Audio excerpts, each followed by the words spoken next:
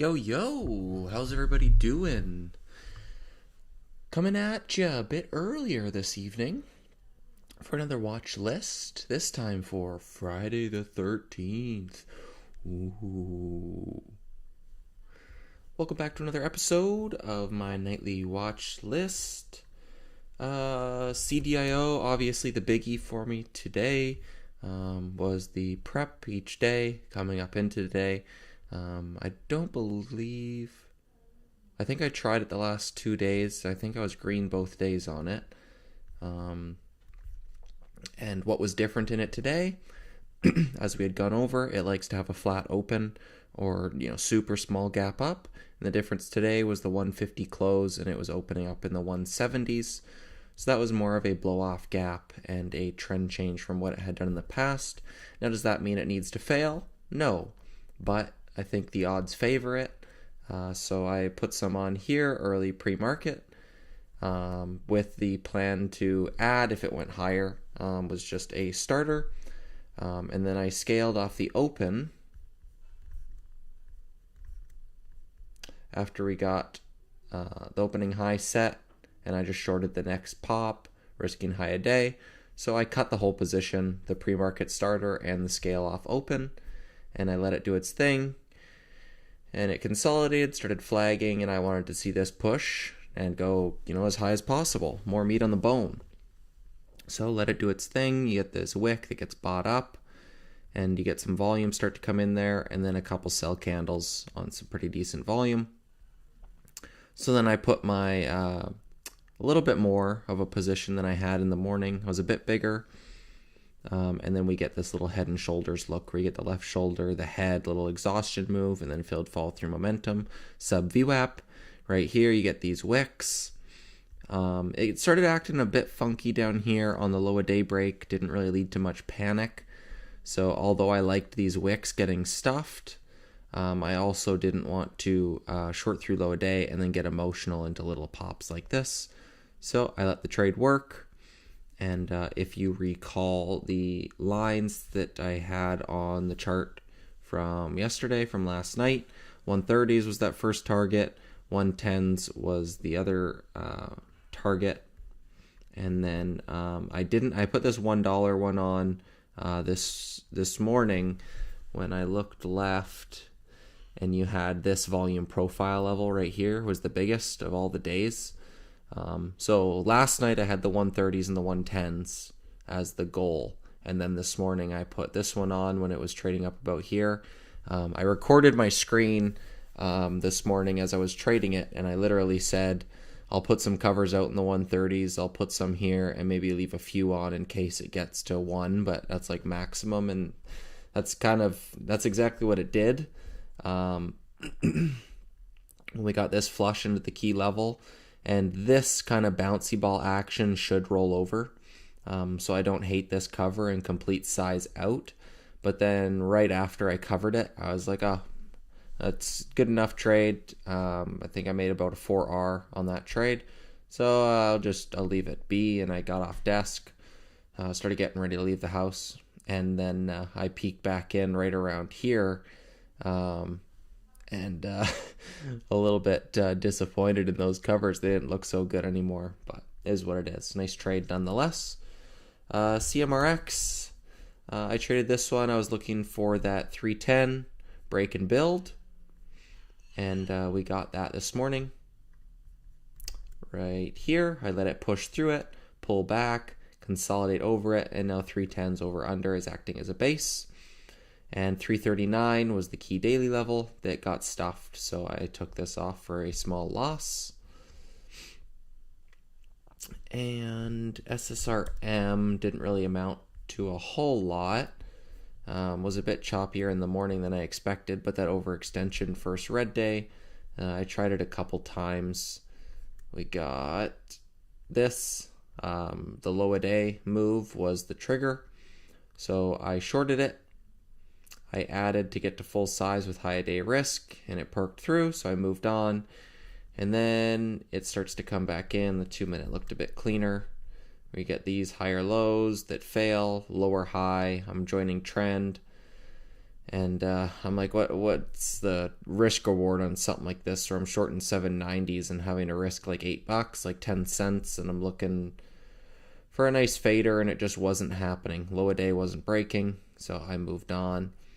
It ended up going a bit lower, but this was the action that I was hoping for off the open. Not so much all of this for the first 2 hours, hour and a half. I was more hoping for that type of action. So, yo, Luke, El Jefe, Tina. I said howdy. He said, oh no, is this a test? You testing my country cred? I said howdy. He said hi? Oh, okay.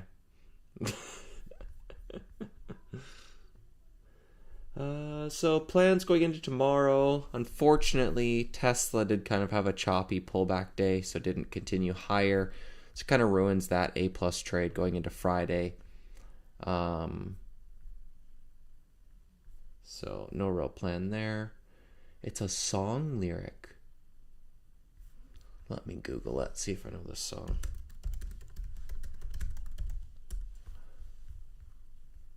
The Beastie Boys? Girl, I listen to country music. I don't listen to no Beastie Boys.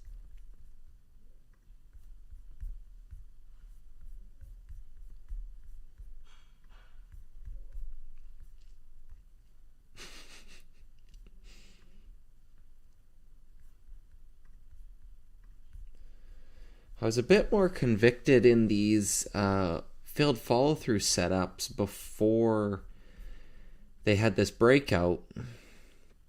When I was shorting them right here on this little breakdown trade. But now they've broken out. They're retesting this breakout level. So I'm not super convicted in these names one way or another.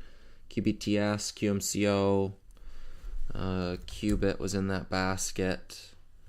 QSI. This one's more of a flat bottom break. You could get a little failed fall through setup through the 170s, 180s. That's a possibility. If we get a prior bar lows, confirmation. RGTI, tough one. You get the gap up, close below the open, huge gap down that saves it and goes all the way back green to ultimately fail. So a tough one that I'm not really interested in trading if it's going to trade that choppy. CDIO, only plan on this for me would be a gap down and morning panic. I'd trade a mean reversion trade on that. If we could get down, like a massive flush down to this. Sub $1, get those $1 stop losses. What was low a day on that today? 99 cents. So these kinds of trades I used to trade as well when I was trying to figure out listed long setups. And I'd look for low price panics on listed stocks that were breaking below a key whole $0.50 level. Something like $1, something like $10, something like $5, where there will be a bunch of stop losses there.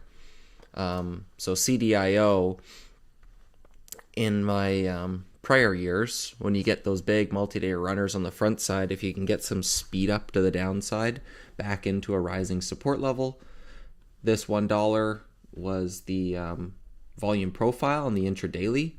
You get a slight $1 crack and low a day ends up being 99 cents. So all those $1 stop losses get snapped. And you get this flush if you're selling into the pop, and you even get this higher low with risk on low a days for the steadier grind. But that was definitely a setup I used to trade a few years back. I haven't traded it too much. It doesn't really happen too often anymore. The first red days used to happen in like the first 30, 45 minutes, where you'd get short off the open and either risk green or risk high a day, and it would just fade, and you'd get that little rollover panic. And then you could even get that panic, this bounce, and then it would trickle back to low a day in the afternoon. It was a lot cleaner. So they don't really happen too often anymore. Lace I haven't traded yet, but now this daily chart is coming into my wheelhouse, going from 40 cents to $2. Hasn't gone red yet. The plan on it yesterday was I wanted to see like a $1 breakdown, which didn't come, so there was no reason to trade that, and we got the blowout through prior day's highs. So same plan, looking for a consolidation breakdown tomorrow. If this goes red, starts breaking prior day's consolidation, then I think that there is a opportunity to the short side. There's no real reason to be short this overnight, especially given its gaps, its gap history. But this will be my number one watch going into tomorrow. And then Sens, I'm throwing this on watch, the exact same setup that's been working, going from 25 cents up into the 40s. We got this big volume day overhead, where the closing view up of that day is right at 48 cents. So if I can get a morning blowout through prior day's highs, use 48 as a guide and look for that retracement. Otherwise, I just hope for this thing to continue to speed up. But you've got increased volume and increased bar range. It is only up just over 100%. So if you're looking for a pullback, I'm usually seeing around that 30% range. So best case scenario, you're getting 10 cents off of that. Back down into the high 30s. So main watch will be lace them up for tomorrow, put on those running shoes, and then Sens will be a back burner idea. Let's see, AMPG thoughts. I hate questions like that. I prefer just giving your thoughts, and then I can give my feedback, but AMPG thoughts, there's not much effort to that question, so I'd prefer a bit more effort in the question. They put out an offering after hours close yesterday, priced at 160, but it was only like 1.3 million shares. So anyone who was short that pre-market or short that today, expecting a rollover in the offering, got popped off the open. I think it likely has a new shareholder base at this point. I'd expect pops to fail. I think shorts got squeezed there. Now there's no one really left to squeeze, and paper might set in and bag holders under today's levels, but I'm not super interested in trading this. Now that there's an offering in play, there could be some other stuff behind the scenes.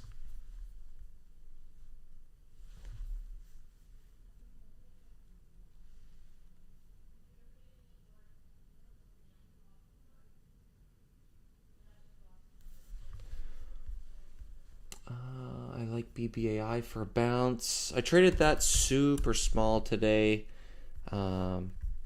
Really no reason to be trading it with our conversation yesterday. So I had cut it right away. I only had a couple hundred shares on it anyways, just as a placeholder. But like I say, if you wait for that trigger, it's a lot more of a positive EV than buying in anticipation, hoping that you nail the lows. There's no reason that the prior lows had to hold. So I don't hate it for a watch.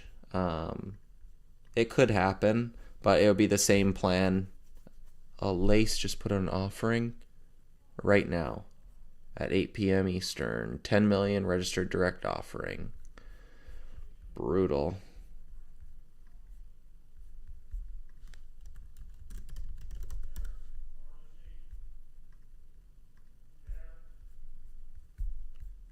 That's brutal. Oh, man. There goes an A+ opportunity yet again. Let me see. Give me a minute. I got so many. You can't see the windows, but I got them all popping up like crazy.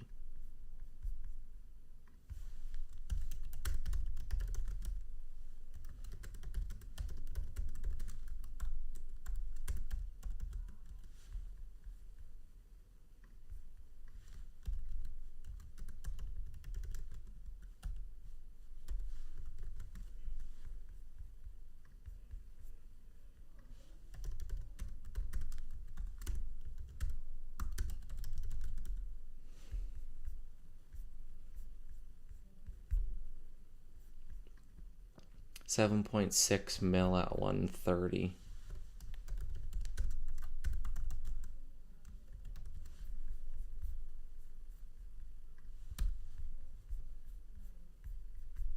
Brutal. That sucks. It's not terrible pricing, given that it's up from 40 cents.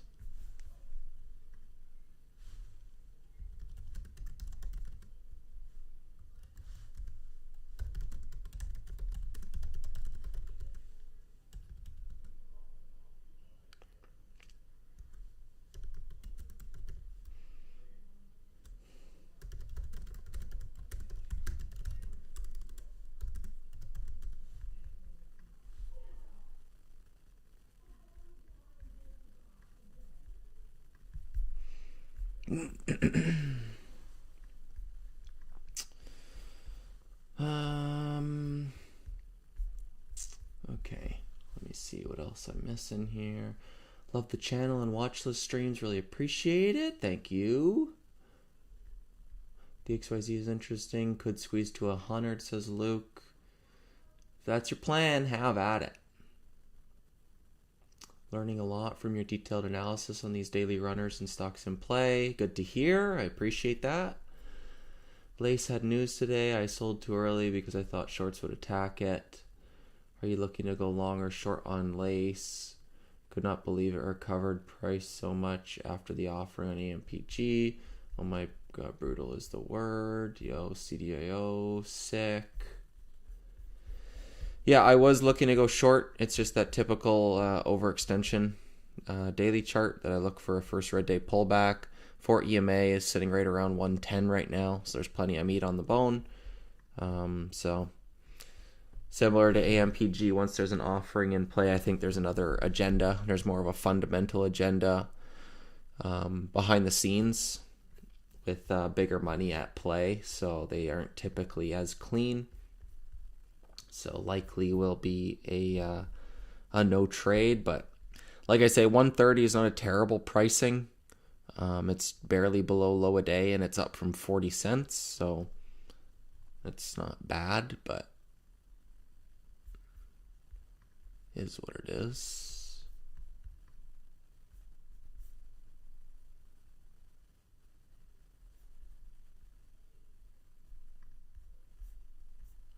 Where the heck is my...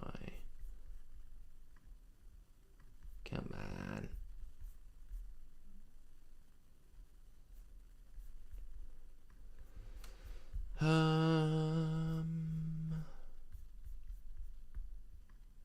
But that was about all I really had. I was looking at Lace and Sens for tomorrow. So now we'll have to see where Lace ends up opening, if it wants to do something like APMG, AMPG, where you get that offering print. And if you can get a squeeze out and react to shorts getting blown out, then could be a opportunity there. But if it's trading at or around the offering price, I don't think there's a whole lot of edge. I'd need to see some sort of squeeze. Picked up some Saddle a couple days ago, but it's fizzling out. Any thoughts on Saddle?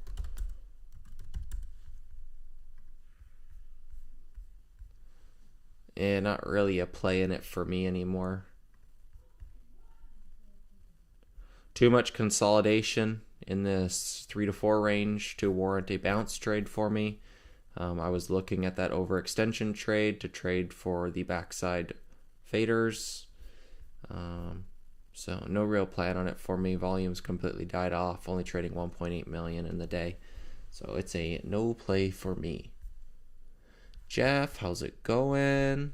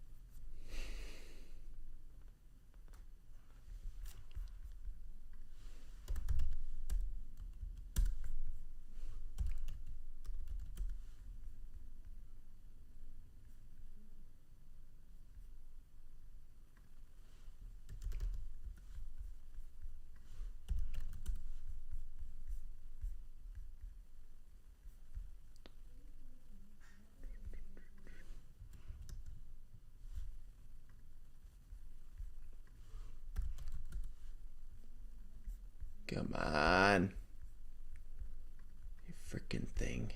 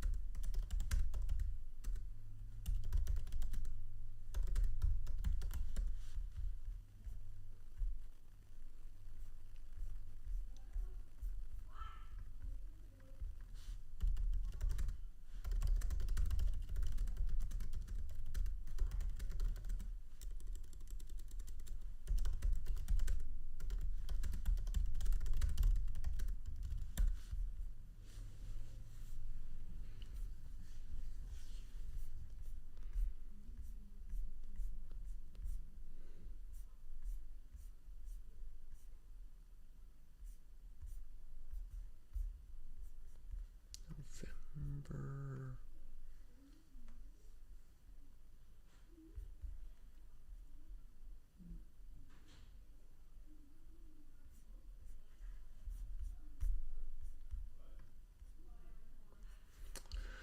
So I'm thinking, sorry, I'm doing a bunch of research on this filing.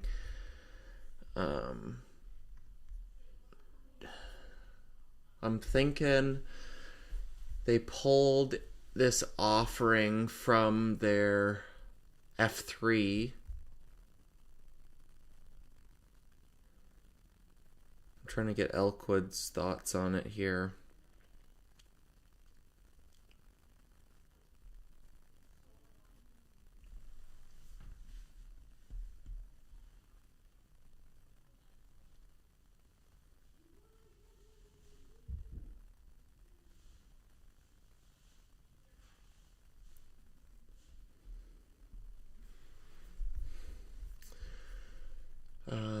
Yeah, so anyways, what I'm thinking with Lace is they've got roughly 55 million market value of publicly held shares, and 1/3 of that would be like 18.5 million. So they'd be able to use up to 18.5 million over any fiscal year. And they've got a Form F3 from November 2024 that they can pull off of a 100 million shelf, but restricted by their baby shelf restriction of MVPHS sub 75 mil. So they're only allowed to use up to 1/3 of their publicly held shares, which would limit them to 18 million. And that's kind of why they could only do 10 million.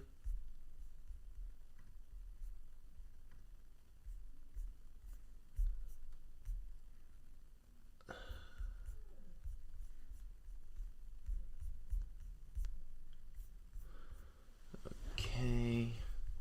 So I'll probably keep BBI on watch just because. Look for a green move and opening range highs. Drone sector was popping today with news from Acher, Spay, Lace, Ondas, and Play. DC future growth in drone sector before the end of the year. I don't guess like that. I'm just trading chart patterns. I'm not looking in growth or I'm looking at sector moves if there's daily chart patterns to support it. Like H'er, I was looking at this overextension versus red day. SPAI doesn't ring a bell. Yeah, see, that's the same kind of thing where you're getting that overextension backside move. Now it's just in chop territory. Ondis, no pattern. UMAC, no pattern. UAVS, no pattern anymore. I was playing these breakouts on the front side, but no patterns now. RCAT. I saw this little $8 failed follow through on the daily was the last trade I took on that one. PDYN, no pattern. So a lot of them have no daily chart pattern. So I do trade sector moves. I don't look for growth and I don't look to predict them. But if I can see some sort of sector strength, relative weakness versus the sector, anything like that, as long as the daily chart pattern supports it.